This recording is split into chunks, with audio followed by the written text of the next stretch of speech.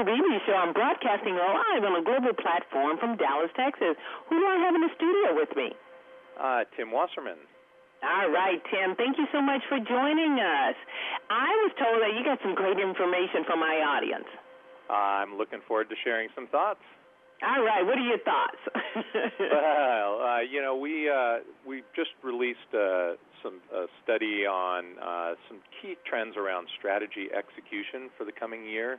And the firm I work with, 2080 Strategy Execution, we work with people, both individuals and organizations, to look at how to improve performance through project-based work. And there's some pretty profound things happening locally and globally around data and security and the interconnectedness and the speed of change.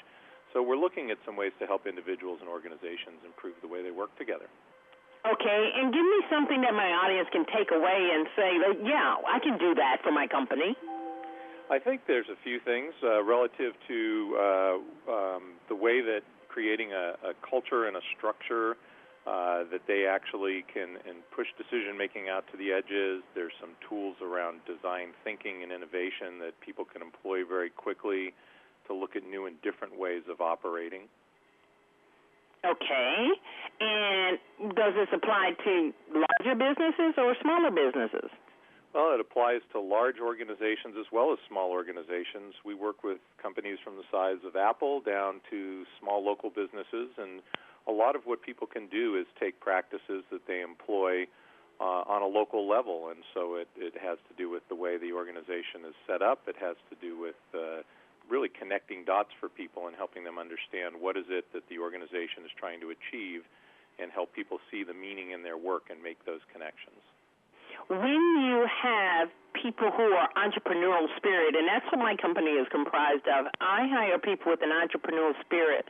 How do you implement that? Because I like free thinkers. I think I might be like Google. Yeah, it's really an interesting opportunity to bring those people in. I think it starts with identifying them, but it's really, we like to call it cultural immersion, if you will.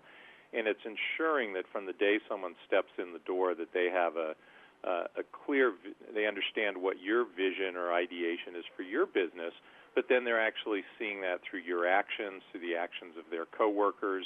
It's not just those signs that are on a wall or those kinds of things. You know, organizations like Facebook, they actually put people in their first six weeks in the organization. They go to a boot camp where they're actually doing work programming into the Facebook system. We've talked to people who joined that organization that had worked for 12 years at large tech companies, and they said they did more in the first 6 weeks than they'd done in the 12 years previously. So kind of hit the ground running, let them immerse themselves in the culture of the company in that first 6 weeks rather than, we see movies where they don't have a lot to do that first till they get their position going. So just immerse them in the culture?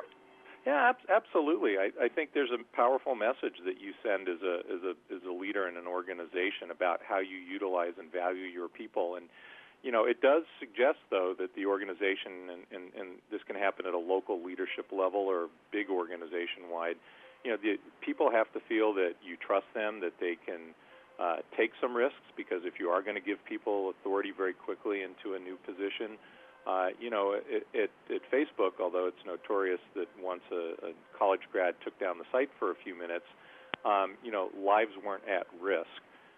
You need to recognize that you need to be relevant to the context that you're working in.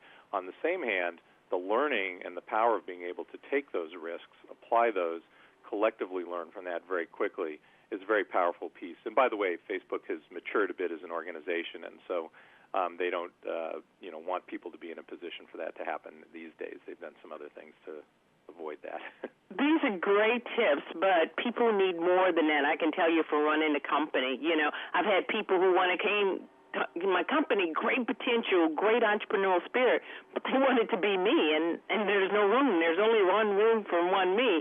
So it's kind of hard to temper that enthusiasm. Do you have this in a book or a site where we can go and look at more information? If people are interested in more information, they could go to www.strategyx, that's strategyex.com.